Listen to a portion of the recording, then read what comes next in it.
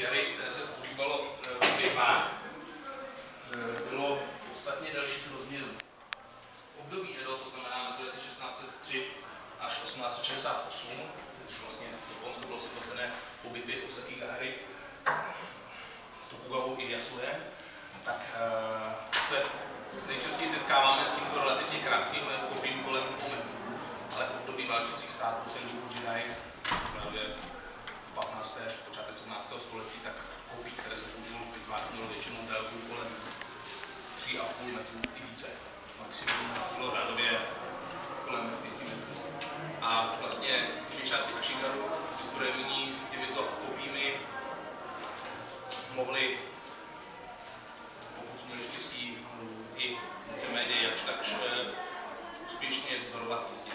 Kromě toho pěšáci Ashigaru používali taktéž luky, protože i Mongolové používali salvovou střelbu z luků proti nějakému střeleckému soupeření z koňských hřbetů, které bylo obvyklejší v dřívějších dobách. A v tomto případě vlastně meč tači, který by se nosil na závěsnicích ostřím dolů, by byl poněkud nepraktický pro pěší přesuny. Samozřejmě, když se podíváme na nějaké takové vyobrazení, jako třeba Genko Shuai Kotoba, právě z doby těch mongolských invazí, tak když vidíme nějaké samuraje, jak utíkají, tak vlastně si museli přidržovat rukou ten meč, aby se nějak nepletl mezi nohy v rámci pohybu těch závěsníků. A od 15. století se objevuje meč, který je asi jako japonský meč znáte nejvíce, a jedná se o meč katana. Meč katana se liší od meče tači tím, že je nožen ostřím nahoru, vlastně přímo bezprostředně zasunut za huby, za opasek a připevněn zbrojenou šňůrou sageho. A takže vlastně tato forma je mnohem praktičtější pro běžné nosení a navíc je možné provádět bleskurychlé tasední, což potom dalo později vznik bojovým uměním jako Jejutsu, Batojutsu, Jeido a podobně. A takže tím vlastně jsme si objasnili něco v historii o takové té základní triádě japonských mečů, tedy katanto, mečík wakizashi a dlouhý meč katana nebo tači. Máte někdo nějaké otázky?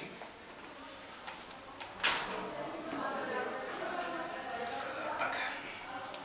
Já teda, jestli mohu se zeptat, spíš terminologie, já jsem měl si za to, že katana jakožto meč je spíše šavle. Je to otázka. Dokonce před mnoha let ve střelecké revii, to znamená asi před 25 lety možná, vyšel článek, který se nazýval o japonských mečích, které jsou vlastně šablemi. Těžko říct. Já totiž cvičím meč čínský, tedy, ale je samozřejmě mečarek obou strany.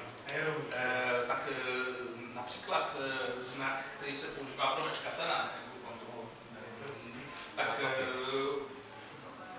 tak vlastně odpovídá tomu znaku pro čínskou šavli Tao.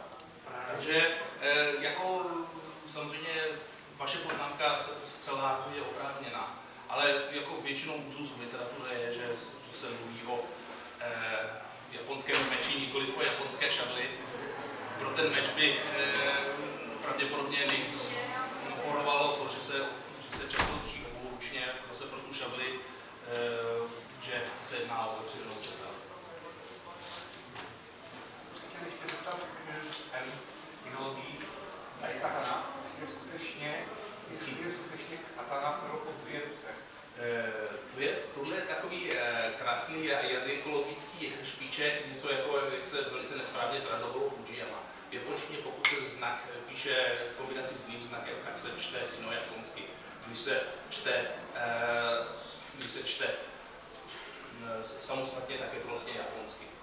Takže čtení znaků dai jako velký a katana jako meč, tak by se četl dai to jako velký meč. Ale Třeba existuje výraz Odači, což je vlastně ten obří dvoumetrový meč, kterému jste si vlastně něco zmiňovali v součinnosti s tím obdobím Mamucho. Tak teď bych objasnil něco k výrobním technologiím japonského meče a vlastně k objasnění, proč ty japonské meče jsou tak dobré, jako jsou. Ve skutečnosti základní materiál na výrobu japonského meče se nazývá satetsu a jedná se o železité písky, které se nacházejí v různých částech Japonska, v různé moře, v některých provinciích, jako v Mino nebo Bizenu, bylo této rudy relativně hodně a když tu odpradávna byly centra výroby mečů docela aktivní. A z těch železitých písků se vytaví vlastně materiál, ze kterého se vezme nejlepší část, která se nazývá tamagane, něco jako drahocenná ocel. Ta se mnohočetně překládá, čímž se materiál homogenizuje, čistí. Samozřejmě při tom překládání taktéž část materiálu se ztratí v tepujích. A to je takový základní materiál na ten japonský meč. Opravdu ta tamagane je nejlepší z všech těch ocelí, které vznikaly tou tavbou, prostě se zhotovovaly v precizovaných tatarách. Z méně kvalitních materiálů se zhotovovaly kuchyňské nože hočo, motiky, srpy na rýži kamáto. Takže právě třeba méně než desetina té taveniny byla použitelná na ten japonský meč. A proč vlastně japonský meč je tak kvalitní? První důvod je vlastně kovářský. Jedná se o spojení velice tvrdé a zároveň křehké ocele, která tvoří přit meče, která je různým způsobem nakombinovaná s měkčí, ale pružnější ocelí, která tvoří tělo meče. Kdybychom zhotovili čepel jenom z velice tvrdé ocele, tak čepel může se na to prasknout při zásahu kosti, soupeřova meče nebo jeho zbroje. A kdybychom zhotovili čepel z měkčího, ale pružnějšího materiálu, tak meč bude houževnatý, pevný, ale rychle se otupí, snadno se na něm udělají velké zuby. Takže Japonci přišli na to, že když tyto dva materiály zkombinují, tak vlastně získají výhody obou dvou. Existovaly různé možnosti kombinace. První je například technologie Honsamai Awasegitae, kdy se tvrdá křehká ocel ze strany obkové takhle sandvičově měkčím pružnějším materiálem. Druhá metoda se nazývá Kobusegitae, vlastně ta tvrdá ocel se v podobě písmeneků obková kolem toho měkčího pružnějšího materiálu. Někdy se vkládala ještě ocel Shingane, která vlastně byla méně kvalitní, ale rozkladala vysokofrekvenční kmity, které ty čepelé mohly poškodit. Takže to je první důvod, proč jsou ty japonské meče tak kvalitní. Je to v podstatě technologie, která se někdy používá v současnosti u rychlorezných ocelí. A druhá příčina je speciální parciální kalení, které je japonsky specifické a které používá hrdní. Čepel se zapalí kromě břitu do hlíny.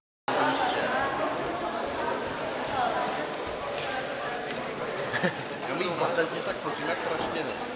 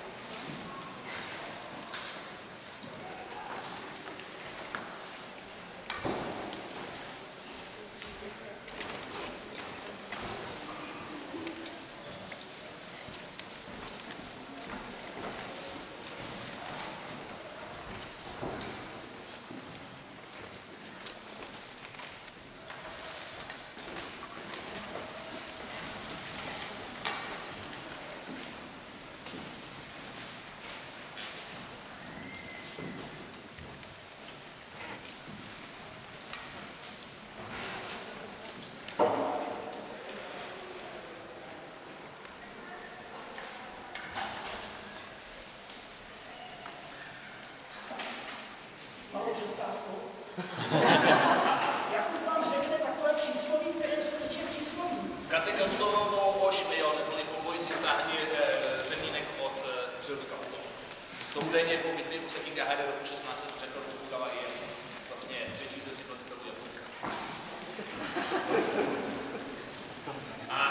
mám dokument. Že až dojde k příslušnému utažení silnice, tak pan kolega nám převede, že jako transportuje opravdu velice flexibilní, je možno se ní zcela volně pohybovat, samozřejmě pro účinné bojové nasazení bylo nezbytné. A předvede nám ta naši videa několik testů.